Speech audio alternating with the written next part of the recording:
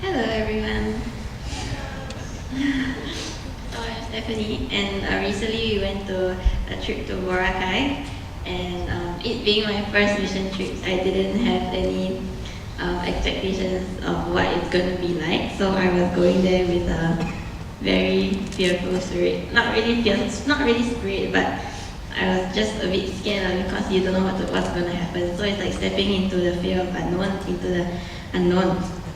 So prior to going for the trip, our group leader Nigel actually encouraged us to actually like prepare in preparation to the trip to prepare like some words to share with the people there. Like while for praying for them, we were to share the word. So before that, so I did that, and then I prayed about it, and then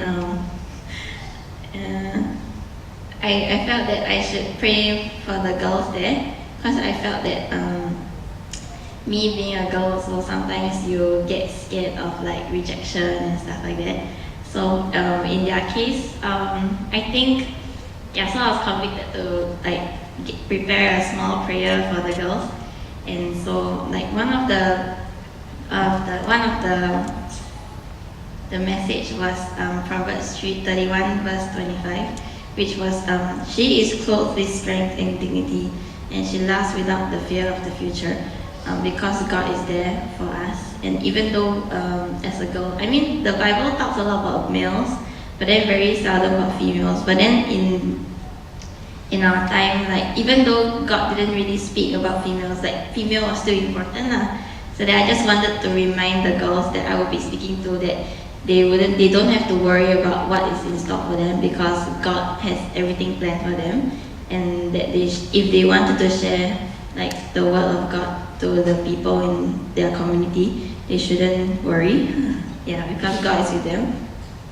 So when we arrived in Calibo, the first church we went to, there was an altar call, and then we were kind of asked to pray for the people there.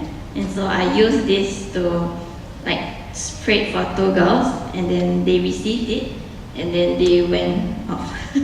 So it wasn't really very, I just prayed for them like that. It's just like that. But the fact that I never prayed for anyone in my life. I mean, sure I prayed for my friends, but then I never prayed for someone with the spirit calling. Like there were, like, you know how altar call is, right? Like everybody is in front, then you like have to go up to one of them individually. So you still have to like kind of like the inkling of who to pray for. So yeah, I prayed. Okay, and then that was that. So I think the second last day in Calibo, we actually went for a house to house to like different houses in the community. So in our group, there was this particular girl who was a Catholic. So I started speaking to her and asked her, "Oh, you're a Catholic, so why are you in a Christian church?" And she gave me that reply saying, "Oh, because I like the way of how Christian of the sharing of the word, how they get to read the Bible. So in like Catholic churches, they have to follow the priest, like how like whatever the priest say, they will just follow. So she liked the freedom she got when she was in a Christian environment." So then later on in the afternoon, we had this leadership training for the cell group leader. Then she was there, but then I wasn't in the same group as her as then. So in my current group, the leadership training, we were sharing about the good and bad things that they encountered during cell group. So of course I also shared say, okay, cell group is good because we get to meet our friends, and then we get to fellowship, and then we get to share the word of God, and then we understood it better. But then one of the bad things that one particular guy, he was only like 12 years old, but he was already like a cell group leader, I guess. So you can guess like their community, like their church, there are quite a lot of young people there. So it was a bit different. So very interesting. I mean, the show there were like some elder kids, like working adults kind of thing, but quite a lot were teenagers, youths, I would say. And so this little guy, 12 years old, he was very cute. I prompted him to share that one of the bad things they encountered during cell, what he encountered during cell group was that he shared like there were actually disputes between, because in their cell group had like Catholic and Christian. So he shared that while they were in cell group, when they were talking about some of the topics, the Catholic people would like come and say something about it, and then they would start having like discussions. Not really discussions, but from what I got, it was not a very good discussion, like kind of like a debate, almost like an argument kind of thing. So then later I was like, okay, so I got like this feeling like, okay, the Catholic in there is so really, why are they still attending a Christian church? So then when they spoke about this, I immediately thought of the girl that I went from house to house, the one that I told you was Catholic. So then the next day, we went to house again with the same group with the girl in it. So then this time, I was convicted to tell the girl, like to challenge the girl, like, oh, you are Catholics, why are you in a Christian church? Why don't you just become a Christian?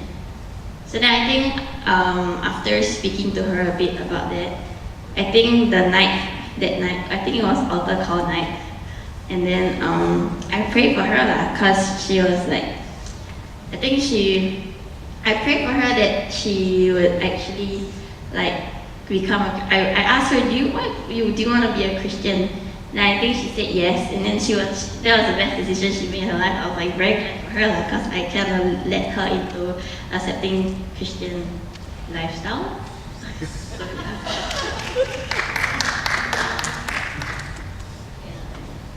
yeah. Okay.